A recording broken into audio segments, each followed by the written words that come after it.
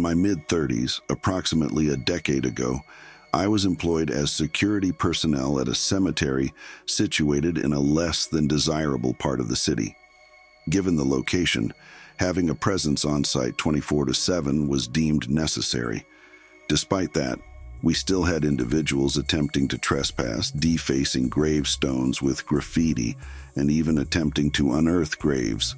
Most of these incidents occurred during the night, which worked well for me as I typically worked the evening shift, usually from 2 to 10. Admittedly, I still had to be alone for a few hours into the night between 8 and 10, but it was far preferable to the alternative graveyard shift. On a particular day, I received a warning about unknown individuals frequenting the cemetery at random hours, seemingly stalking the place. This had been happening for several days, and the other workers were unsure of their motives. By 6 o'clock, my colleagues had left, leaving me alone.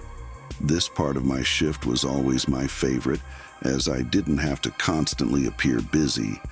Truth be told, my presence didn't serve much purpose when other workers were around. The job mainly involved patrolling the grounds in a golf cart to ensure nothing untoward was happening. From 6 to 8, I cruised around, picking up bits of litter left in the yard. A few more visitors came, and at 8:30 I waited for the last people to leave before locking up the front gate. While securing the gate, I noticed a group of people on the other side of the road, facing me as though observing my actions. After completing the gate securing, I returned to my cart, parked in a spot where I could keep an eye on them. There were 3 individuals, likely the ones I was warned about. They lingered for a few minutes before walking away. I circled around, ensuring they weren't attempting to access the cemetery from the sides, but they were nowhere to be seen. Around 9 o'clock, I parked near the front gate again for a few minutes, when I heard a sharp sound echoing through the field. I strained to see in the darkness, but couldn't discern the source. Starting the cart, I drove through the field, spotting figures in the distance, only 2 this time, not the 3 from earlier. As I approached it, they noticed me but didn't run.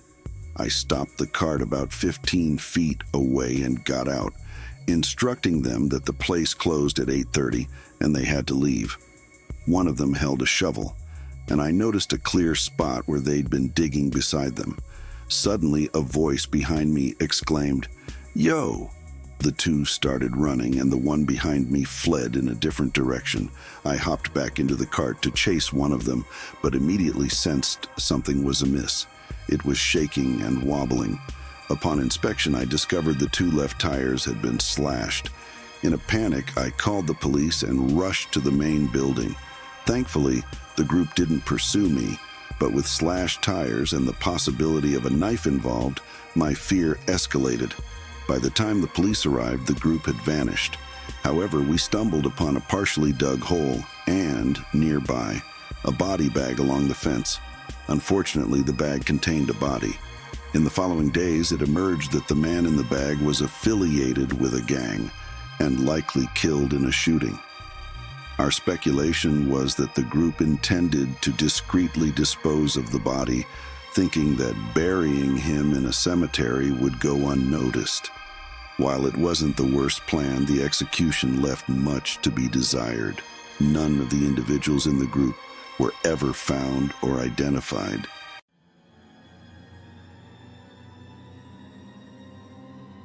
I'm employed at a cemetery located on the outskirts of my town. It's a relatively small cemetery, spanning only a few acres of land. Having worked there for a year, I found the job monotonous, not necessarily because it was a cemetery, but due to its inherent boredom. My nightly shifts involved being alone in a small room, with 2 cameras positioned on either side of the yard, and 1 at the entrance of the compact building I occupied. My boss emphasized that my role was simply to be present, and, in the unlikely event of anything happening, to contact the police and let them handle it. Throughout the entire year preceding this incident, not a single noteworthy event occurred. Given the small size of the cemetery and the town, not much action was expected. On a Monday evening, I arrived at the parking lot to take over from my daytime coworker. Having not slept well, I brought a cup of coffee to help me stay awake. For the initial hour, I sipped on my coffee, monitored the cameras, and scrolled through my phone intermittently. However, by 1 a.m., drowsiness overcame me, and despite the coffee, I began to nod off in my chair. In the midst of this hour, I believe I fell into a deep sleep, only to wake up roughly 20 minutes later to an unsettling sound, the creaking of metal behind me.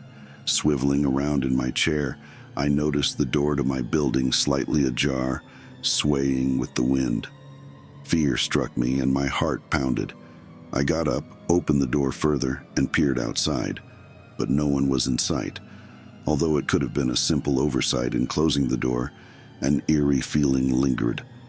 After reviewing the footage outside the building, I saw no one approaching it. Nevertheless, I was wide awake and constantly checking each camera. About 10 minutes later, movement caught my eye on one of the screens. The camera at the far end of the yard captured someone walking through the cemetery. I observed as the individual slowly navigated past several gravestones and eventually came to a halt. Waiting a few seconds, I picked up the phone and dialed 911, maintaining my focus on the screen.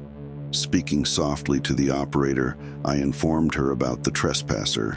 As she responded, the man sprinted through the yard, disappearing from the screen. Gasping uncontrollably, I scanned the other cameras for his whereabouts. Seconds later, he reappeared on a different screen, sprinting past it, and shortly after, on the screen displaying the exterior of the building I was in. Updating the operator on the unfolding situation, I set the phone down and stared at the camera. The man, now standing right outside the door, glanced around at the building's facade before locking eyes with the camera. A shiver ran down my spine as he spoke through the door, asking for help. Without waiting for a response, he walked around to the back of the building, an area lacking surveillance. There were no cameras on that side, but I could hear his footsteps against the grass, as if he was walking right up against the wall. Suddenly, his footsteps rapidly retreated. My heart raced until the police arrived. Despite initial fears of sounding irrational, they discovered distinct shoe prints in the grass, leading far beyond the cemetery border. But the trail was lost before reaching any other location. The man's bizarre behavior and peculiar request for help left me unsettled. I couldn't determine if the earlier open door was connected to him, leaving me unsure of what to believe. Despite the fear, I continued working there, and nothing else occurred. The man never returned, but the experience left me hesitant to ever fall asleep at the cemetery again. My friends and I were never known for our intelligence. We engaged in some pretty foolish stunts, like exploring abandoned areas and vacant homes. However, the worst decision we ever made was venturing into a cemetery one night. We were sophomores in high school, and it was a typical Friday night, so naturally we were hanging out. Most of the time we didn't have a plan. We'd come up with things to do on the spot. By midnight, two of our friends had decided to call it a night due to fatigue, leaving just me and my friend Dan. Neither of us felt particularly to read, and we didn't want to spend the night buried at home. Dan suggested checking out the cemetery near his house, claiming it would be spooky and exciting to walk around there at night. With nothing better to do, I agreed. I don't recall thinking much of it at the time. Sure, it might be a little creepy and eerie, but I assumed it was just a regular cemetery. We took Dan's car and drove to his house, where we parked and walked down the block to the gate surrounding the graveyard. Although there was a grand entrance gateway, the perimeter was fenced with a short wooden fence that we easily climbed over, immediately experiencing a rush of adrenaline. It was undeniably a creepy place with minimal lighting, just a few dim standing lamps scattered across the graveyard. I'm not sure what our objective was, but I think it was merely to walk across the entire place without getting scared and then leave. After passing 10 or 15 gravestones, Dan suddenly came to a stop. He was looking ahead and told me to wait. While I couldn't see much, I could barely make out a figure standing next to one of the gravestones in the distance. As the figure approached us, both Dan and I were unsure how to react and just stood there. We assumed we had been caught by one of the graveyard keepers and were probably going to get in trouble. The man stopped several feet away, still too far for us to get a good look at him. "What are you two doing here?" he asked. Dan nervously explained that we were just exploring. The man insisted on showing us out, instructing us to follow him as he walked back in the direction he came from. Both of us were likely regretting not running away at the first sight of him. As we walked behind him, he passed under one of those standing lamps, and both Dan and I immediately froze. The man was wearing ragged clothes, nothing like what a graveyard keeper would wear. He looked like he was homeless. The man must have heard us stop. He turned around, and from his expression it was clear he was unhinged. Taking a step toward us, he angrily instructed us to come closer. Dan turned and ran, and I followed suit. The man's footsteps behind me were so close that it felt like he could tackle me at any second. My adrenaline kept me going, and we managed to jump the fence. We heard the man stop on the other side, then punch the wooden fence in frustration.